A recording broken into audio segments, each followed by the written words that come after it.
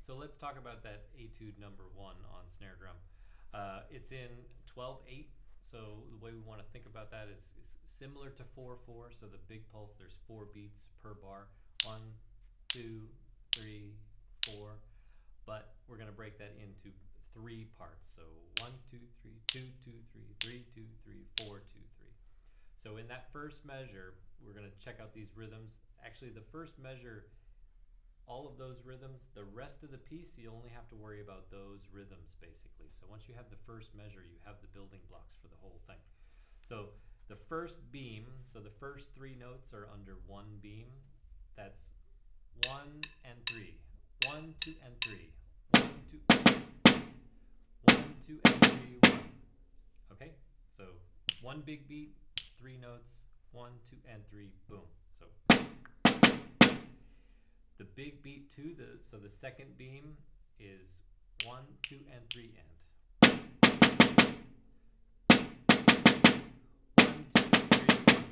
Okay, and then the third beat is the same as the first beat.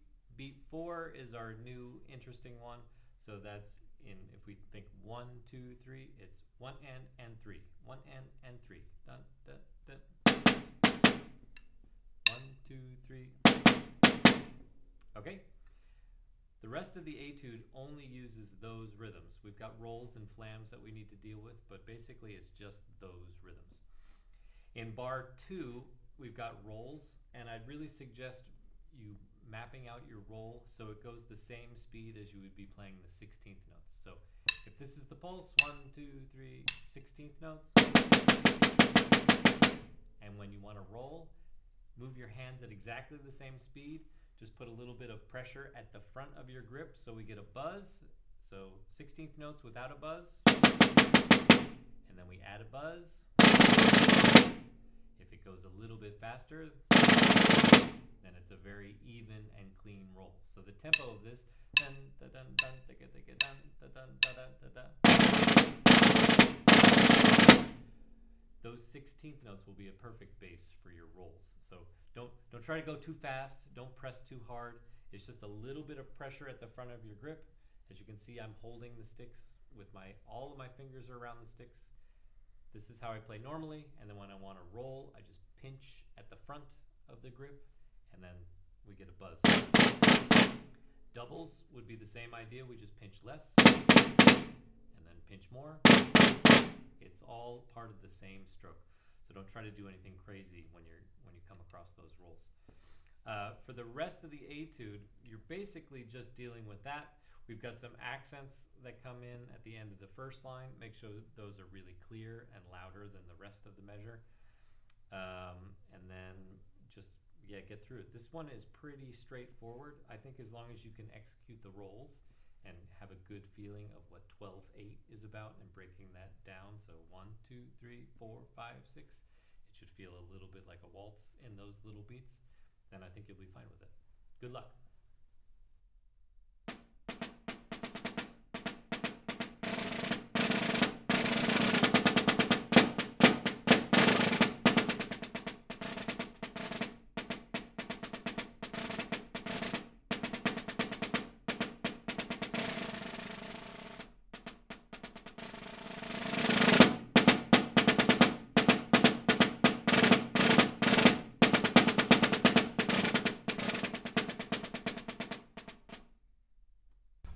So let's talk about Etude number 2. I think timpani is probably the instrument most students have the least familiarity with, so I'll just mention a few quick technical things about this before you get started with the actual Etudes.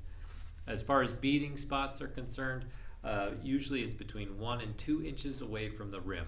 So if you play in the center of the drum, that's like if you were playing in a marching bass drum, you get that thud sound. We don't want that. And if you play too close to the rim, you start getting like a timbali twang. Again, we don't want that. So you want to be about 2 inches away from the rim. So we get a nice open sound. As you get more towards the center, it starts to sound more like a taiko drum. So again, we're trying to avoid that. These instruments are supposed to resonate. They're supposed to speak.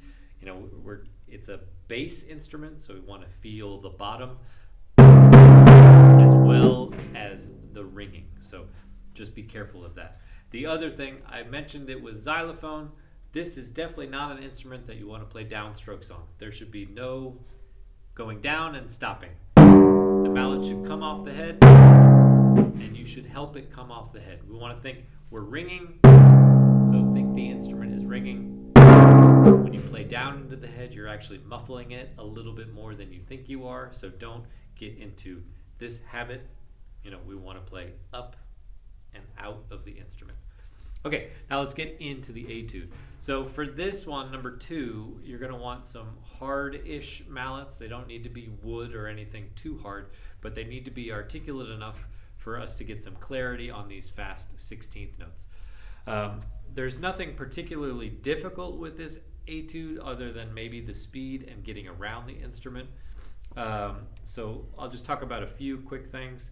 In the first 4 bars, you're going to want to lead a lot, again, like the mallet etude, with your left hand.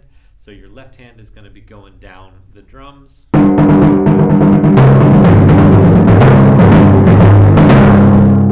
And at some point you'll switch it around in that 3rd bar, but essentially your left hand is leading there. For rolls, I should have mentioned before, but rolls, again, you don't actually have to play that fast. So if I'm going to muffle this with what I've got in the room. So if I play at this speed, not very fast, right? But that's kind of my roll speed for most drums. The reason why it sounds like a roll is because I'm not playing too into the head. So don't feel like you have to go as fast as possible when you see a roll. We're just trying to get the instrument to sustain. So in measure 4, it's not super fast. It's a little fast, but don't freak out. Just nice and relaxed strokes and try to get the instrument to sync. Okay, moving on. The next 4 bars, we've got a crescendo and finish with the forte piano roll. When you hit the forte piano roll, basically I would take a quick second and let it just do its own thing, and then you can come in with the soft roll. So that last measure of the first line, take a quick second before you start rolling to do the crescendo. And then move on to the next thing. The same thing for the next 2 bars. So just an easy crescendo. Those weren't the right drums, but you get the idea. So take a quick pause after the accent of the forte piano and then finish your roll. The next 2 bars in this, we have this little marking under there that says leggero, which means lightly. I mean, you're playing piano already. Don't go crazy. Maybe you should just know that leggero means lightly. And then I would, because this is an audition and people are going to focus on these things, when you see a rest, try to muffle the drum you just played. So this is the 3rd measure of the 2nd line. We go.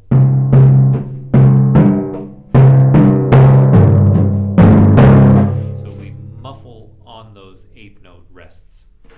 Again, that should be as soft as you can. We're at a piano level. And when you muffle, try not to make too much sound on the drum. So just a little bit of touch to get rid of some of that ring, and then just move around. That takes a little bit of coordination, so I would spend some time just going back and forth, muffling and playing, and getting used to what it feels like when you muffle. At first, when you first try, you're probably going to be smacking it like you have a stick in your hand, so don't do that. We just touch with maybe the back 3 fingers, just a light muffle. It gets rid of plenty of the sound, so you don't have to really push into the head. The thing that might be confusing, this is still in the 2nd line. We see the 9/8 time signature there. So the 8th note that we were using before is going to stay the same. So if I start in the 3rd measure of the 2nd line, I'm just going to count 1 and 2 and 3 and 1 and 2 and 3 and 1, 2, 3, 4, 5, 6, 7, 8, 9, 1. So that 9/8, the 8th note stays exactly the same. So if I start where the leggero is marked, it should sound like this.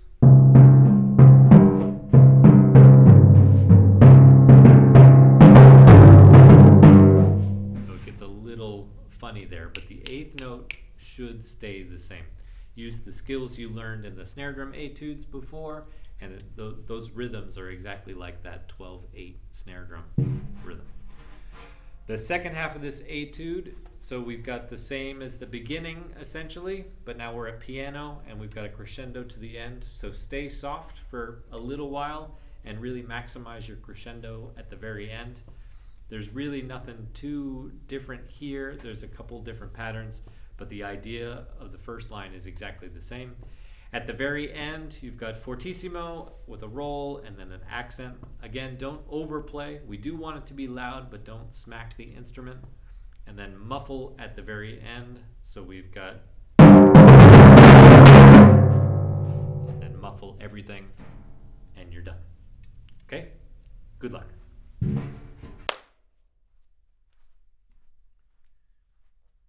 This is etude number 2.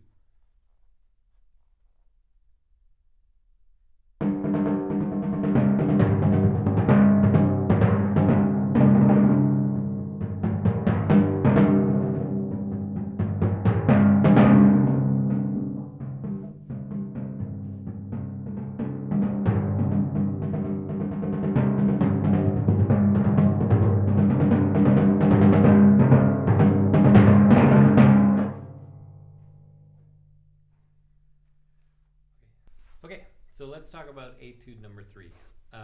It's a quick one. I wouldn't be too scared of the tempo. If you want to play it a little bit slower, I'd really recommend that. Try to make sure it's clear and you're getting as many of the right notes as you can. What you want to try to really get though is the giocoso, which means it should be happy, it should be playful. So, play with a smile on your face. Don't be so serious with this. So what's going to help this giocoso idea is making sure you bring out the accents and make sure you have a nice light touch on as many notes as possible. So even when you see fortissimo, don't start just banging the instrument. Just nice open strokes and make sure the accents are clear. The first 2 measures, it's important you play nice and strong. Measures 3 and 4, actually where it is on the instrument, it's hard to play soft enough. So make sure your first 2 measures are loud enough that we can hear this dynamic contrast down there. So, and still bring out the accents even though we're playing at the softer dynamic, but that'll be the idea. I think this one is actually trickier than number 6 in a lot of ways. It's easy to get tripped up and all kind of like this. So I would make sure that you pick stickings that are going to work for you. If you're not comfortable starting like little phrases with your left hand, now is your chance to figure that out. So in measure 1, 2, 3, 4, that F sharp, I would start that with the left. So you're nice and open to do this octave jump. The next measure, that E flat, I would also start with the left. So we're nice and open to play all this. If you start with your right hand, we've got a weird cross situation, and then you're kind of having to double, and it's not comfortable. So as much as you might not want to start with your left hand, here's the etude to try and figure that out. The next line, again, this would be a left hand start. So, and both of those I would start with the left hand. And then this little scale passage that's going up, the 3rd measure of the 2nd line. Again, your left hand is probably the best one to start with that. If you start with your right, you're going to be all crossed and you've got a weird jump to do. The last measure of the 2nd line, this one, however, I would start with your right hand. So again, we're nice and open at the end of that phrase. And then the 3rd line, this one also right hand. So we're nice and open for that octave jump. The 3rd and 4th line measures of the 3rd line, this is pretty mean. This is very angry writing. These are really quick. So as at this tempo, those are really going to feel almost like flams. So don't try to overplay them, just nice and light. And then just get your way through down to the bottom. This little scale should be nice and full as you're getting up to the top. This one I would start with the right hand again so you can finish with your right hand. And you're ready to start the next phrase. The ending is fun, so be as happy and strong as you can here.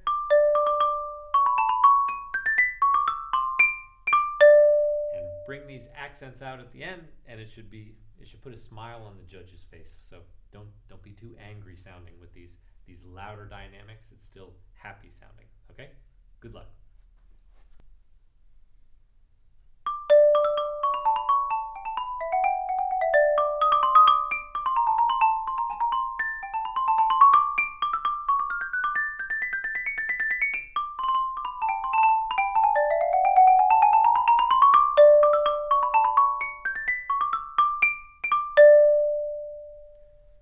Okay, so Etude number 4. This is the second snare drum Etude. This one is interesting. So we've got largo and serioso as the metronome marking at the beginning. So it should be slow and it should feel serious, almost like a very slow, like funeral march or something. But the metronome marking 60 can be a little deceiving. So this is 60. And it's hard to feel all those little 30-second notes in when the pulse is so slow. So what I'd recommend is you think eighth notes. So 1 and 2 and 3 and so that becomes, your pulse is almost like 120. So we feel this 1 and a 2 and then those 30-second notes are going to feel a little bit more normal to you. So in beat 1, if we subdivide that, daga daga daga daga da, daga daga daga daga da, and we play 1, and then the very last 30-second note of those subdivisions, daga daga daga daga da, daga daga daga daga da. So it's right at the very end. Dun, dun, dun,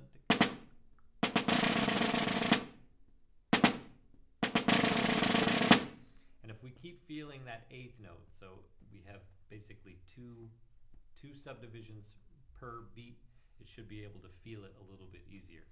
As you get through that line, nothing really changes. Keep just subdividing and counting.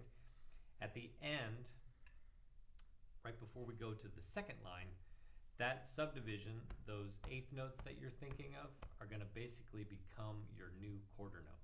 So if this is the pulse, I'm going to play the last measure of the first line.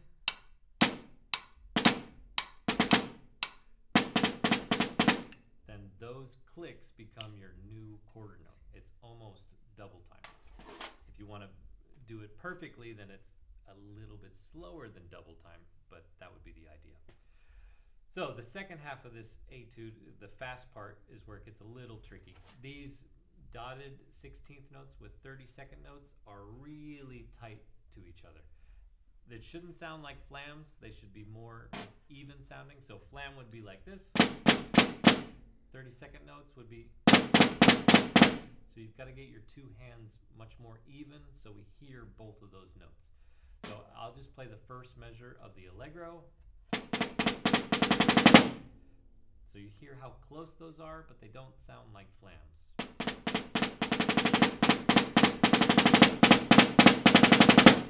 So they're really tight together, and then we're moving forward. That crescendo is a long one, so don't get too loud, too fast.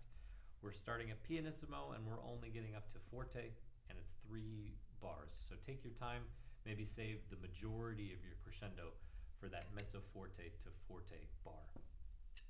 After that, we've got just another little crescendo, no big deal, and then we've got some accent pattern things. If you're not good at playing between accents and unaccents, I'd make sure you spend some time with just some simple exercise of changing. So we'll do accents.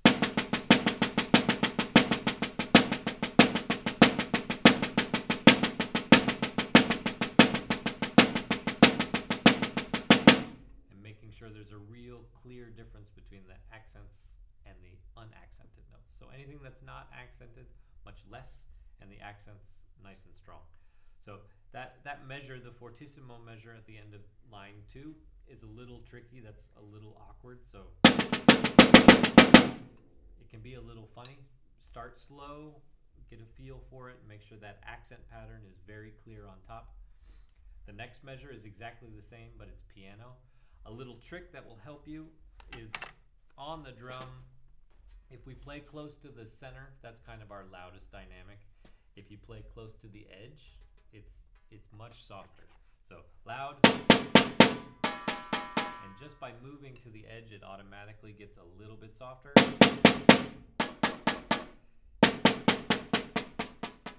And if we also play softer, then it really diminuendos. So that should be a helpful tool for you. I'll note one thing in case you aren't aware.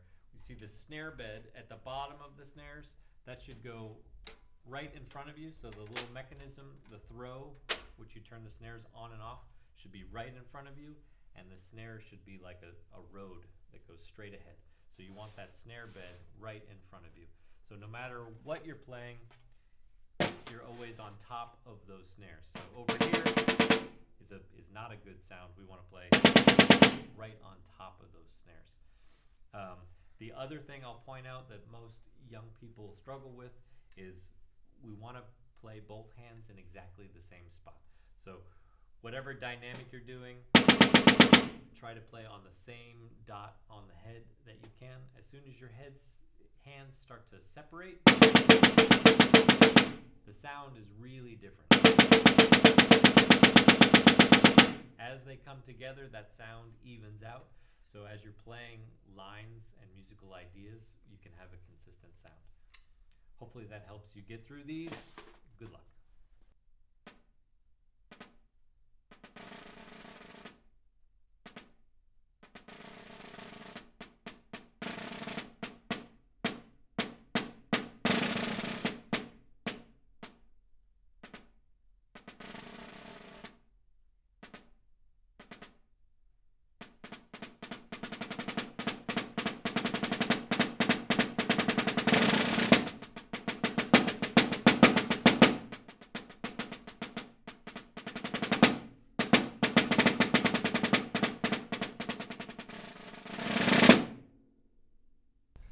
Okay, so let's talk about Etude number 5.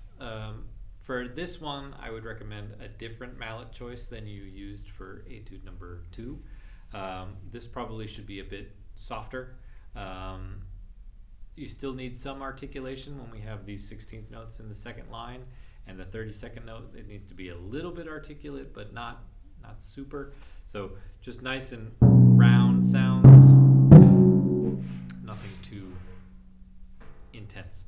For this one, if you have a standard set of drums, you're probably going to have to use the bottom one, the next one, and then the top drum.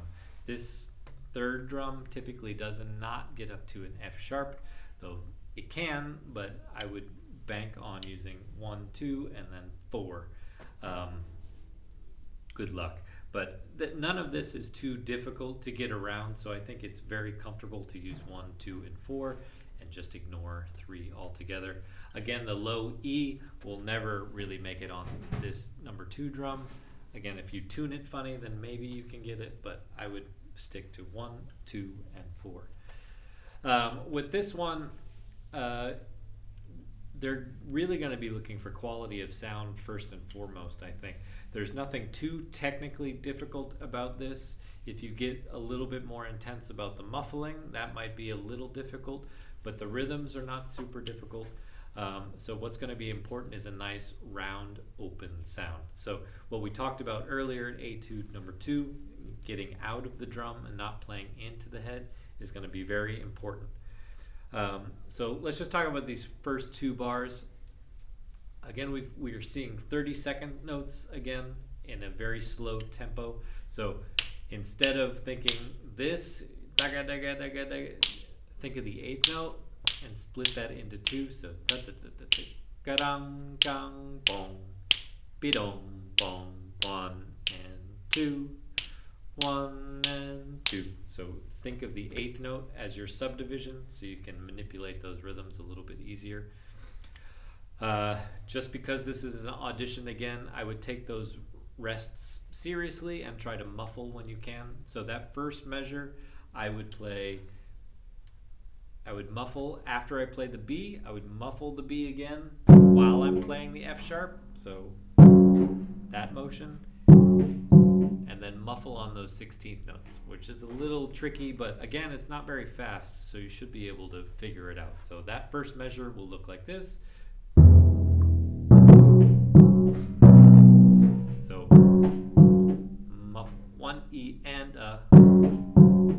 then you come down for the next one. The same for the second measure. We're going to muffle the F sharp when we play the E, and muffle on the 16th notes we're not playing. So the first two measures will look like this.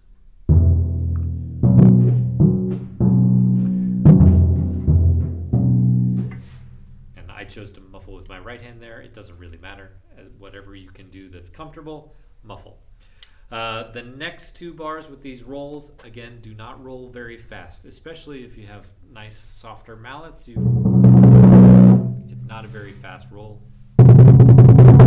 Yeah, I'm sure you all can manage that.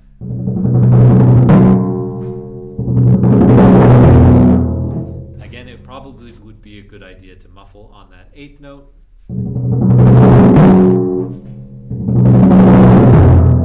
I may not have done that when I ran it, but that would be a good idea. And then as you go through the rest of this, the second line, we've got this marcato accent. So that's going to be the loudest accent you've got. So that measure will sound like this. So the 32nd note should be a little bit louder than the downbeat, but both should still be loud. I would recommend muffling in measure 2 when you play your first B at pianissimo. Also muffle the E so that loud E doesn't ring through. So I'll start at the beginning of the second line. And it's still very slow, so you can get away with playing those first couple notes pianissimo with one hand and give your left hand some time to get over there. So and then again, muffle when you see 16th note rests. So it's going to be a little bit of the hokey pokey situation you got going on, but I would spend some time getting used to that coordination and muffling whenever you see those rests. And again, try not to let us hear your hands hit the drum when you do that. You just need a few fingers, put it on the edge of the head, not at the rim, but you still need to touch the head, and that should kill most of the sound. It was very light touch. You don't have to overdo it. Measures 4 and 5 of the second line, we've got triplets. So again, muffle on the triplet rest, but otherwise it's basically the same idea as everything else. In the third line, you see these railroad tracks, the caesura before the meno mosso. So we want to muffle everything, and you can take a half a second, take a breath, and then start again at the meno mosso. So I wouldn't take too long, like don't go get a drink of water or something, but just, take a half a second and then start the meno mosso. So if I do the third line, it'll be like this.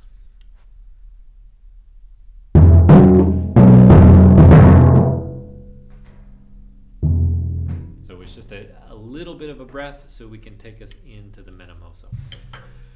And then the last line is all the same ideas as what we've done before. Nice, even, open roll. Don't roll too fast. Check out where those accents are on the 32nd notes.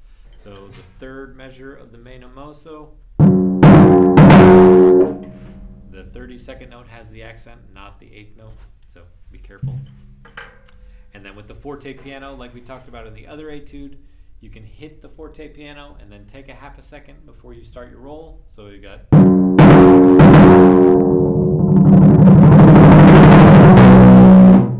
then go on. And then you've got this big fortissimo finish, so feel free to be nice and open. Don't play into the drum, but have it be nice and loud. And again, muffle at the end, and you're done. Good luck.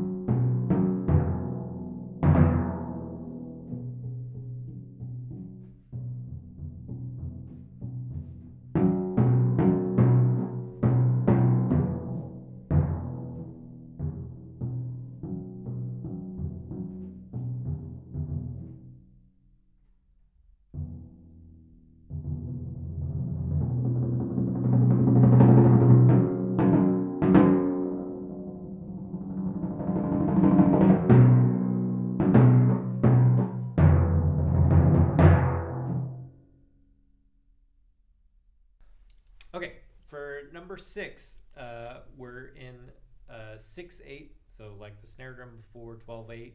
We're feeling 3 beats per big pulse. So the first measure, dun daka dun daka daka daka 1 and da da da da da da da da. And unfortunately, this one is just quick. Yeah, they wrote some mean tempos for you here. I would suggest, again, taking it a little bit slower if this feels too fast for you.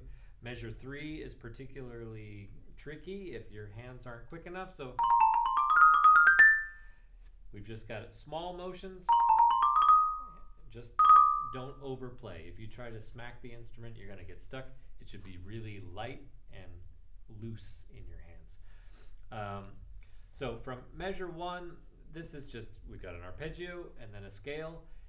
You know, if you've been practicing your scales and you usually do a diminuendo on your way down, this first measure will seem backwards to you. So just make sure when you get to the C at the top that you don't overplay that and you still have room to crescendo. So we can really crescendo into the second bar. For this, you know, the stickings, depending on how fast you play it, they can change. The one that I felt most comfortable doing is in bar 2. I play this D and the F, both with the right hand. So you gotta have a quick double there so that you can play those accents nice and clean. And then start with your right hand on that B flat triplet thing and work your way up to the top. So this is really the end of the first 4-bar phrase. So don't be afraid of taking a little time there before you start the next line. So take a little breath so that you can really start that downward thing really clean. This is the second line. I would start this with your left hand. So left. Again, so your left hand is clear to get those F sharps. So now this roll passage, again, it's quick. So try, a lot of people when you start rolling, I feel like you're gonna get really slow and heavy. So just really light with your hands.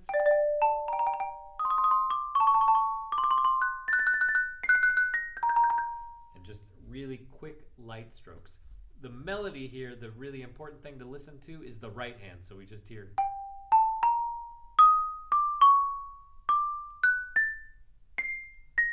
So really focus on that right hand being nice and clear. Your left hand obviously has to do its job also, but focus on the right hand.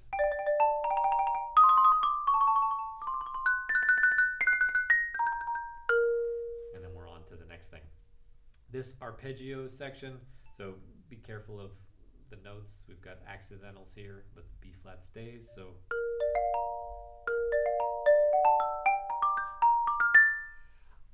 there's no dynamics written here other than piano at the start. I wouldn't be afraid to crescendo just a little bit with each one of these arpeggio things, just to show a little bit of musicality.